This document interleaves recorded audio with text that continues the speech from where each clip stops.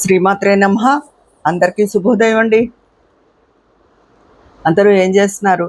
ఈరోజు నేను చెప్పే ముఖ్యమైన విషయం ఏంటంటే, చాలామంది పిల్లలు చూడడం లేదు అంటారు. అదొక పెద్ద ఇదైపోయింది. ఈ చూసినా ఇదివరకు పడకపోవడం, ఒకే చోటుండి పిల్లి ఎలకల్లా అత్త కోడళ్ళకి ఉండడం అన్నది ఎప్పటినుంచో అనాదిగా జరుగుతున్నదే. ఈ మధ్య ఇంకా అత్తలు కోడళ్ళు ఫ్రెండ్లీగా ఉంటున్నారు.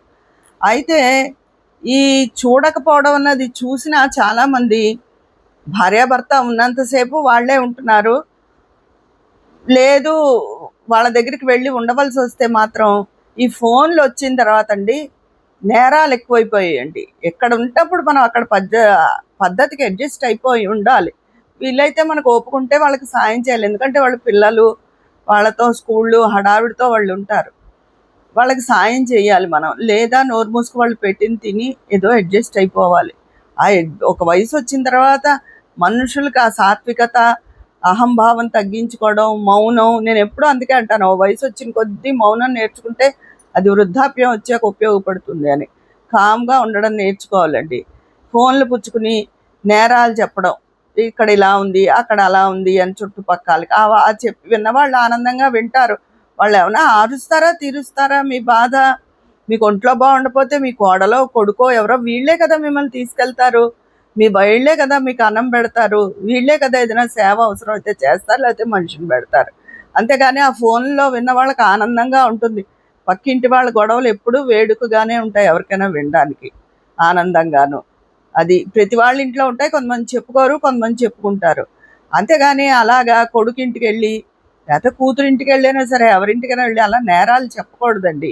ఓ ఫోన్ పుచ్చుకుని ఈ ముసలావిడికి ఆ అప్ప చెల్లెళ్ళో ఎవరో ఉంటారు దగ్గర వాళ్ళు, వాళ్ళతో నేరాలు. దానివల్ల అవి కోడలు వింటే ఎంత గొడవగా ఉంటుంది. మధ్యలో కొడుకు ఎంత నలిగిపోతాడు. అది ఆలోచించండి. మీ కొడుకేగా, వాళ్ళ మగపిల్లలకి అంత రెండు చోట్ల సముదాయించుకునే శక్తి ఎక్కడో కొంతమందికి కానీ అందరికీ ఉండదు. తల్లి అంటే ప్రేమ ఉన్నా ఒక వయసు వచ్చిన తర్వాత పిల్లలు పుట్టాక భార్య అవసరం ఎక్కువ ఉంటుంది కదా. ఆ కుటుంబాన్ని పిల్లల్ని చూసుకునేది భార్యే. అతని భార్యతో ఎలా గొడవలు పెట్టుకుంటాడు, అది తల్లి ఆలోచించాలి.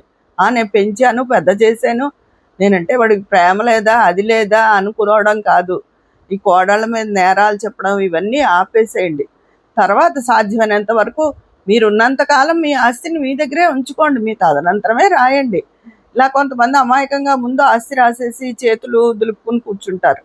అది పెన్షన్ అవి వచ్చి వాళ్ళకైతే పర్వాలేదు, కానీ మిగతా వాళ్ళకి కష్టం కదా. అందుకని మీ తదనంతరమే ఆస్తి రాయండి. వాళ్ళకి ఎన్ని ఖర్చులు వచ్చినా సరే ఏదో మీకు తోచిన సాయం చేయడం, మీ తదనంతరమే ఆస్తి రాయండి. అప్పుడు మీకు డబ్బు లేదన్న బాధ, ఉక్రోషం ఉండదు. మీ హ్యాండ్ ఓవర్లోనే ఉంటుంది కదా ప్రాపర్టీ. అది డబ్బు వల్ల కూడా విలువగా గౌరవంగా చూస్తారు. తర్వాత ఇంకో విషయం, ఈ నేరాలు అవి మానేసేయాలి. కొడుకుల మీద కూడా నింద వేసేస్తారు. వాడు వింటాడా, వాడు పెళ్ళాం మాటే వింటాడు అని సాగదీసుకుంటూ. పెళ్ళాం మాట వినాయి తీరాలి మరి పెళ్ళయిన తర్వాత. ఎందుకంటే ఆమెతోనే అతని జీవితం అంతా ముడిపడి ఉంటుంది.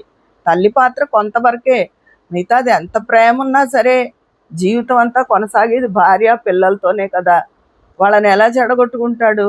తల్లే అర్థం చేసుకోవాలి, పెద్దది కాబట్టి, కొడుకు మీద పాసం ఉన్న వ్యక్తి కాబట్టి అర్థం చేసుకోవాలి. చిన్నపిల్లలు ఎలా అర్థం చేసుకుంటారు? వాళ్ళకి ఇగో ప్రాబ్లం ఎక్కువ ఉంటుంది పిల్లలకి. అది పెద్దవాళ్ళకే ఇగో ప్రాబ్లం తగ్గట్లేదు, నా ఆస్తి నా డబ్బు అని అహంకారంగా ఉంటారు. అలాంటిది పిల్లలు ఇంకా ఉండరు, ఆ ఉడుకు రక్తం.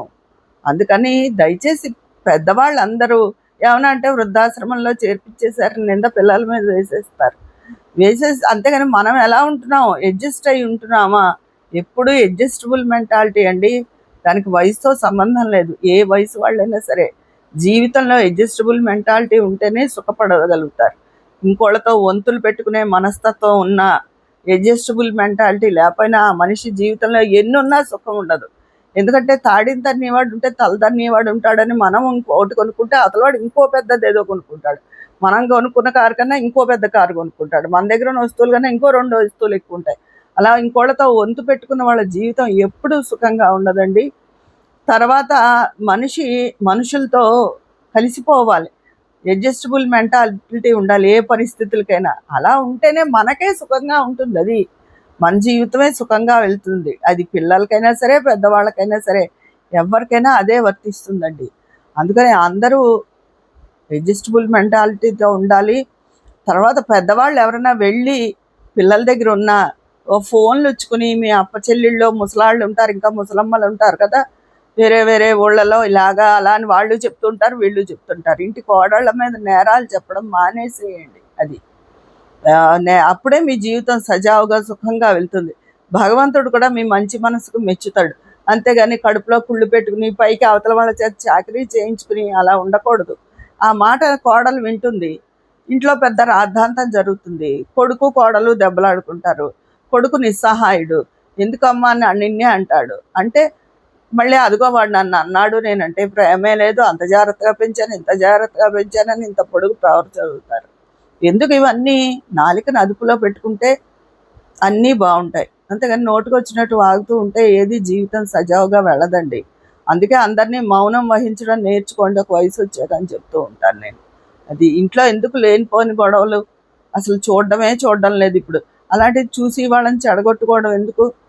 అందుకే ఈ ఆశ్రమాలు అవి ఎక్కువైపోయాయి. ఇలా పడలేక గొడవలు, మగపిల్లలు పడలేకపోతున్నారు. ఇటు తల్లితోనూ భార్యతోనూ ఇద్దరి మధ్య వాళ్ళు నలిగిపోతున్నారు. వాళ్ళకి ఆడవాళ్ళకు ఉన్నంత పేషెన్స్ కానీ అంత ఆలోచన కానీ వాళ్ళకు ఉండదు. మగవాళ్ళకి ఎక్కడో అరుదుగా ఉంటారు తప్ప రెండు చోట్ల సముదాయించి వాళ్ళు సాధారణంగా ఉండదు వాళ్ళకి. అందుకని అందరూ ఈ విషయాన్ని అర్థం చేసుకుని ఒక్క వయసు వచ్చి కొద్దీ మౌనం వహించి జాగ్రత్తగా ఉండండి. అంతేకాని ఉన్న ఆసరాని కొడుకులతోనూ కోడళ్లతోనూ చెడగొట్టుకోవద్దు. ఈ నేరాలు విన్నవాళ్ళు ఎవ్వరూ మీకు వచ్చి సాయం చేయరు. మీకు ఏమైనా ఓ ముద్ద వండి పెట్టినా, మీకు ఒంట్లో బాగుండపోయినా చూసి మీ కొడుకు కోడలే. అందుకని ఈ విషయం అందరూ జ్ఞాపకం ఉంచుకుని అందరూ జాగ్రత్తగా ఉండండి. అది ఇందులో మనసులు నొచ్చుకోవాల్సింది ఏమీ లేదు. ఎందుకంటే ఇది జీవిత సత్యం. జీవితం ఇలా వెళ్తేనే సాఫీగా సాగుతుంది. అది అంతేకాని కొడుకుల మీద వాడు దాని చేతిలో కీలు బొమ్మ ఇలాంటి డైలాగులు ఎన్నో వాడుతూ ఉంటారు. అమ్మో ఇంకేమైనా ఉందా, చంపేదు అలా అని సాగదీసుకుంటూ. అలా కోడల మీద నెపం వేసి కన్నా కుటుంబ పరిస్థితిని అర్థం చేసుకుని ఆ కుటుంబంతోనూ మీ పిల్లలేగా, ఎవరో పరాయి వాళ్ళు కాదు కదా, వాళ్ళతో కలిసిపోవడం. మన ఇంటికి కోడలు వచ్చిన తర్వాత మన పిల్లే, మరి మీ అబ్బాయి ఎంతో ఆ పిల్ల అంతే అనుకుని మన మనవలు అనుకుని అంతా కలిసిమెలిసిపోతేనే జీవితం సాఫీగా వెళ్తుందండి. అందరికీ నేను చెప్పే విషయం ఇదే. అర్థం చేసుకోండి. ఒక్కొక్క వయసు వచ్చి కొద్దీ చెప్తూ ఉంటాను, వయసు వచ్చి కొద్దీ ఆహారం తగ్గించి తినండి. ఒక్కొక్క ముద్ద ఒక రోజే తగ్గించి తినకలే, రోజు కొంచెం కొంచెం ఆహారం తగ్గించి తింటే మన ఆరోగ్యం బాగుంటుంది. మాట తగ్గించి మాట్లాడితే మన మనసు జీవనం సరిగ్గా వెళ్తాయి. అది ఏది వయసు వచ్చి కొద్దీ అన్నీ తగ్గించుకుంటూ ఉంటేనే జీవితం సంతోషంగా గడుస్తుందండి. ఇది నేను చెప్పే మాట. మీ అందరి అభిప్రాయం కామెంట్ బాక్స్లో తెలియజేసేయండి. మరి అక్కడ మాట్లాడుకుందామా? మీ స్నేహితురాలు విజయ పన్నాల.